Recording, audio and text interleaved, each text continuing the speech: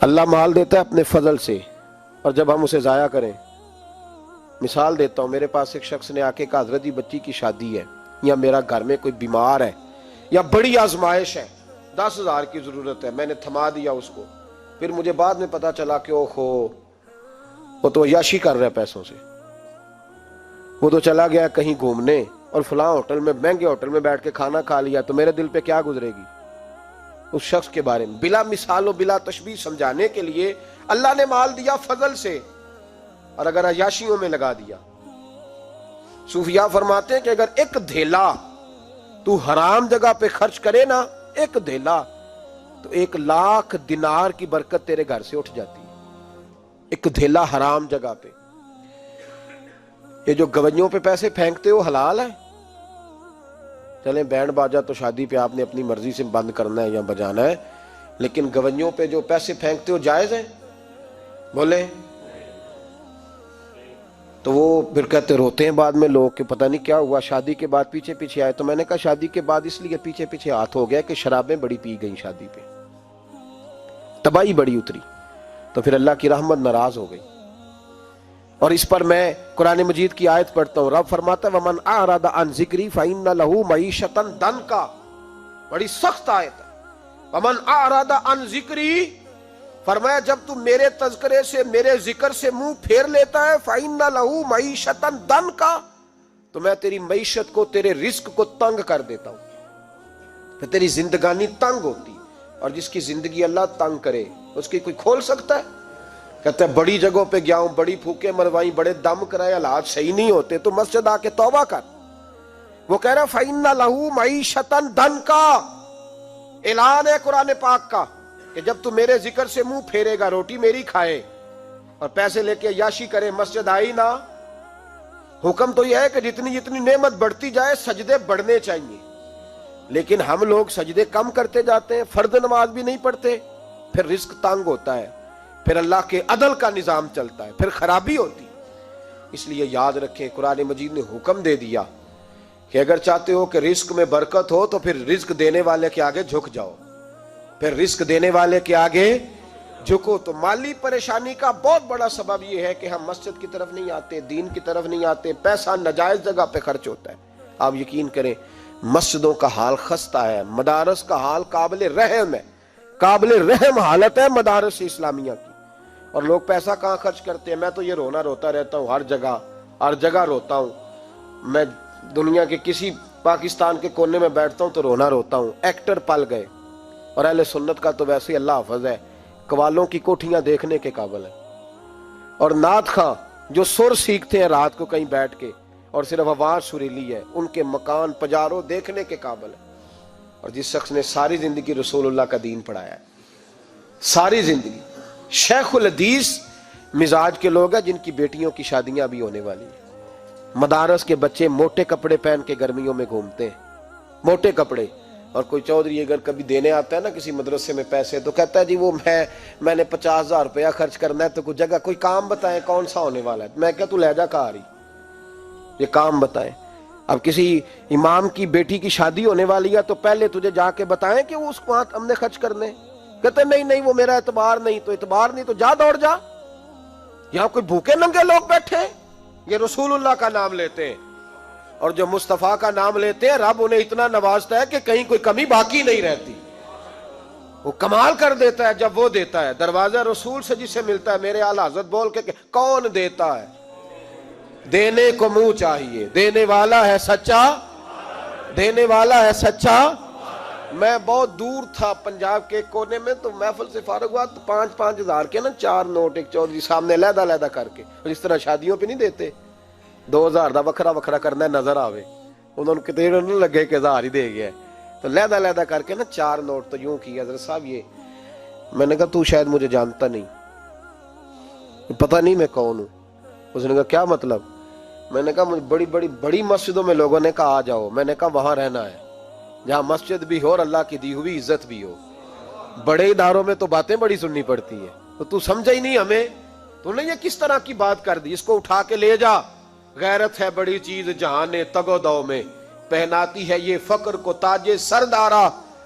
ایک صاحب مجھے ٹیلی فون کر کے کہنے لگے جناب ایک ٹائم چاہیے تھا. میں نے کہا یار سارے وقت اتفاق کی بات ہے کہ 6 7 7 8 مہینوں قبل لوگ وقت لے لیتے ہیں تو ٹائم نہیں ہے.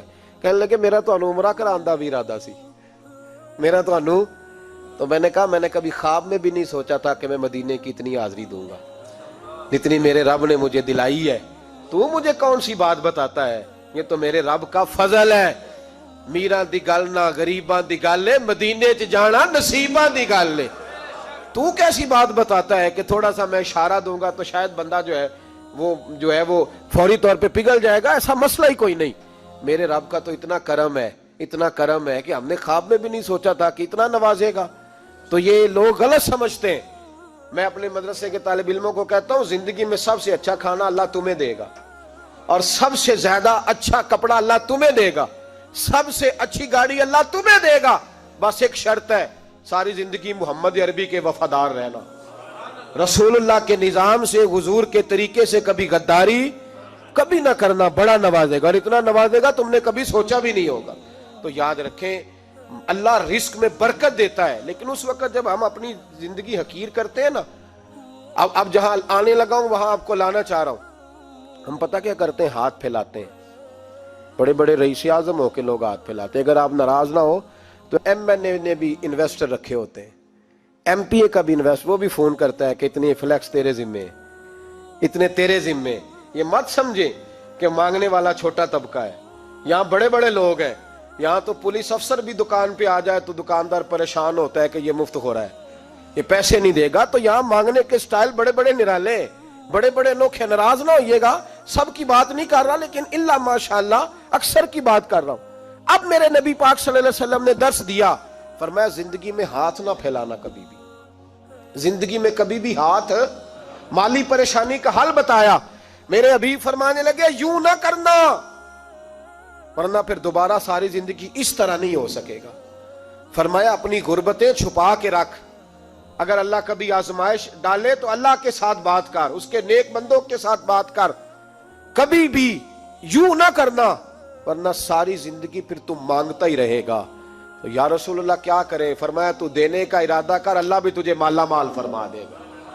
تو جس نے ہاتھ پھیلایا ہوا ہے نا, اس نعت خان نے بھی, مولوی نے بھی, ایم این اے نے بھی, ایم پی اے نے بھی, اور وزیر نے بھی, اور مشیر نے بھی, اور کیا بتائیں کہاں تک. ہمارا تو وزیر اعظم کسی ملک چلا جائے تو اگلا ملک پریشان ہو جاتا ہے کہ شاید کچھ لینے آیا ہے. جن کو آج یوم پاکستان ہے, پاکستان مانگنے کے لیے نہیں بنا تھا, یہ دینے کے لیے بنا تھا. یہ تو دینے کے لیے بنا تھا. یہ تو وہ سلطنت بنائی گئی تھی جو درویشوں نے قائم کر دی تھی, اور اس ملک کو بھکاری بنا دیا ہے. لیکن ہم پھر بھی مایوس نہیں, یہ مٹی بڑی حسین ہے. انشاءاللہ تعالی یہاں سے ایسے پھول کھلیں گے کہ ساری دنیا کو خوشبو جائے گی. اس دھرتی سے انشاءاللہ تعالی ایسے درخت اگیں گے کہ سارا زمانہ سائے میں بیٹھے گا. میں دور نہیں نکلنا چاہتا. تو ایک رزق کی تنگی کا معاملہ یہ ہے کہ ہم مانگتے ہیں. کچھ لوگ اس لیے بھی کسی سے سوال کر لیتے ہیں کہ کوئی کہے نا امیر بڑا ہے. سوال شادی کا موقع آتا ہے تو 2 4 دوستوں کو فون کر لیتے ہیں, پھر رشتہ داروں کو بتاتے پھرتے ہیں کہ میں نے تو قرضہ پکڑ کے نکاح کیا ہے, قرضہ پکڑ کے رجسٹری کرائی ہے, تاکہ لوگ. تو جب تو ایک دفعہ مانگ لیتا پھر ساری زندگی تیری مالی مشکلات حل نہیں ہوتی. ایک وجہ یہ ہے. اب آئیے ان پریشانیوں کے کچھ روحانی علاج ہیں. 2 باتیں عرض کروں. سورہ طلاق 2-3 نمبر آیت کی گھر جا کے تلاوت کریں. رب کریم نے فرمایا وَمَن يَتَّقِ اللَّهَ يَجْعَل لَّهُ مَخْرَجًا, فرمایا جب تو اللہ سے ڈرے گا تو اللہ ہر مشکل سے نکلنے کا تجھے رستہ عطا فرما دے گا. اور کیا خوبصورت انداز ہے قرآن مجید کا, اور ہم نے اس کا لاکھوں بار تجربہ کیا, 20 اور سینکڑوں بار یہ چیز ذاتی طور پر پریکٹیکل سے گزری. اللہ نے فرمایا ہر مشکل سے نکلنے کا رستہ بھی دے گا, وَيَرْزُقْهُ مِنْ حَيْثُ لَا يَحْتَسِبُ, اور اللہ تجھے وہاں سے رزق دے گا کہ تو نے کبھی سوچا بھی نہیں ہوگا.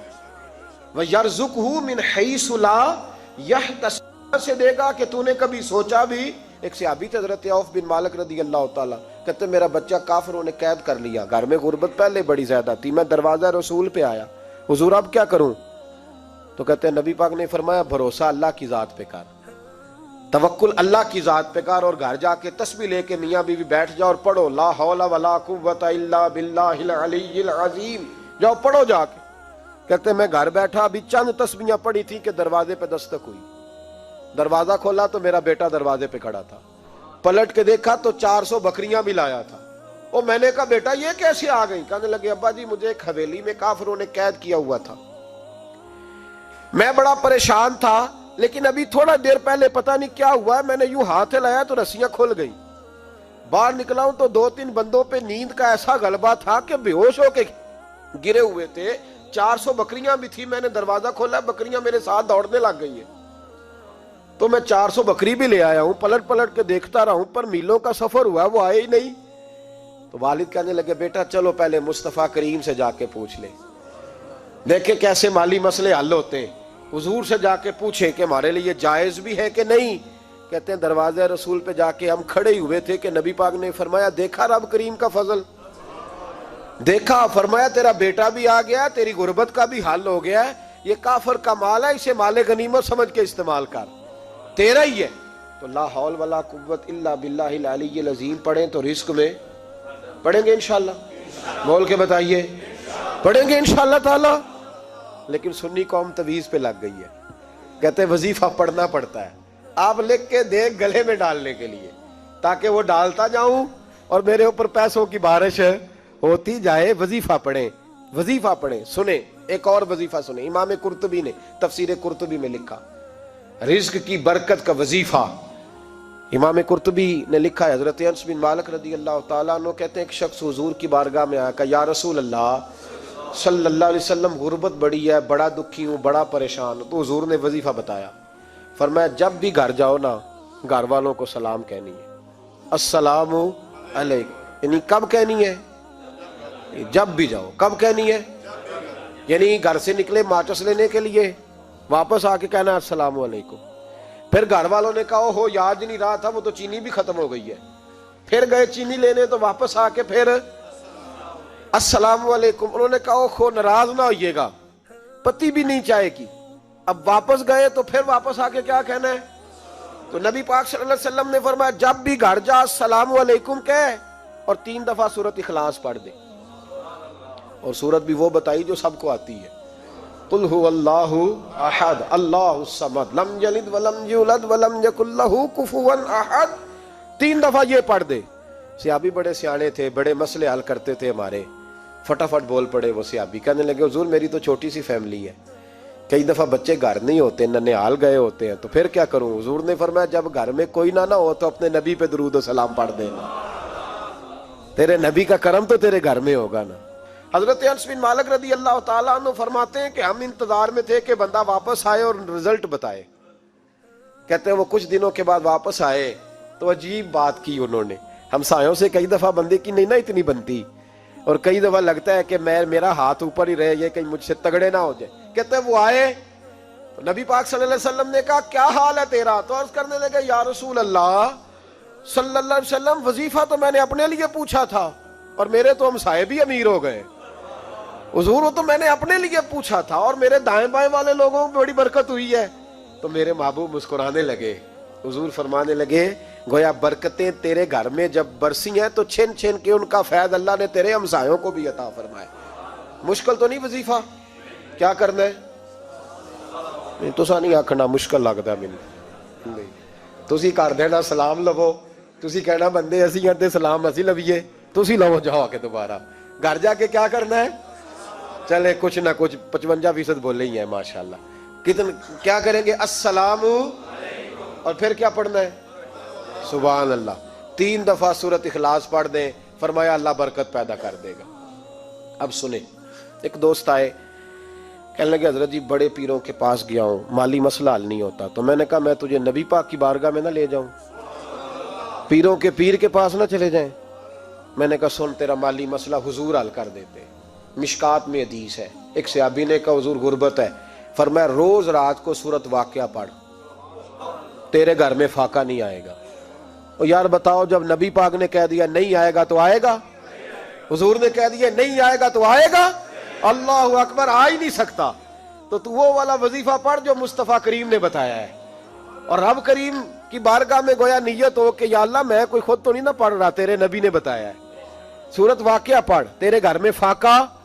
हजरत अब्दुल्लाह इब्ने मसूद रदी अल्लाह तआला अन्हु बीमार हो गए, शदीद बीमार, और बेटियों के बाप थे, बेटियां ज्यादा थी। حضرت عثمان غنی رضی اللہ تعالیٰ عنہ کا دور خلافت تھا. جناب عثمان غنی تیمارداری کرنے آئے اور کہنے لگے عبداللہ آپ بڑے بیمار ہیں، ابن مسعود آپ بڑے علیل ہیں، کچھ پیسے نہ بھیج دوں خزانے سے؟ تو حضرت ابن مسعود کہنے لگے ضرورت نہیں. کہا آپ کی بیٹیاں ہیں کام آئیں گے. تو آپ فرمانے لگے میں نے بیٹیوں کو خزانہ دے دیا ہے. کہا کیا خزانہ دیا ہے؟ کہنے لگے میں نے اپنی بیٹیوں کو پابند کر لیا ہے، وہ رات کو روز سوتے وقت سورت واقعہ پڑھ کے سوتی ہے. تو نبی پاک نے کہا فاقہ نہیں آ سکتا، تو لہذا میری بیٹیوں پہ کبھی فاقہ نہیں آ سکتا.